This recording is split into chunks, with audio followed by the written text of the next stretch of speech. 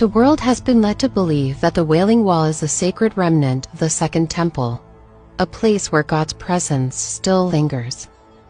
But this narrative falls apart under historical and archaeological scrutiny. The structure commonly revered today is, in truth, a surviving wall of the Roman military compound known as Fort Antonia, not the Holy Temple.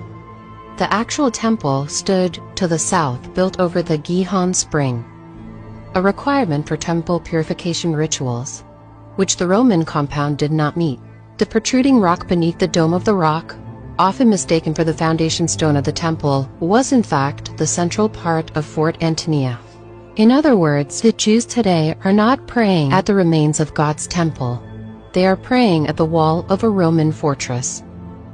But the deception goes deeper.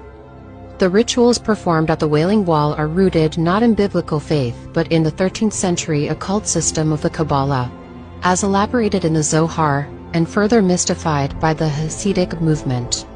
The supposed divine presence they seek at the wall is not the God of Abraham, Isaac, and Jacob.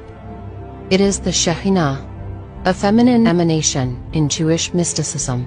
She is described in erotic, intimate terms, often as a divine consort, with whom spiritual union is sought through the act of prayer, a practice called kavana, where physical movement, like the back and forth thrusting you see, mirrors an esoteric sexual ritual intended to unite the Shekhinah with the Ein Sof, the infinite masculine force of their God concept.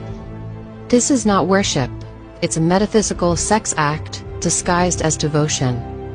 It is an inversion of divine truth, rooted in mysticism that Scripture calls an abomination.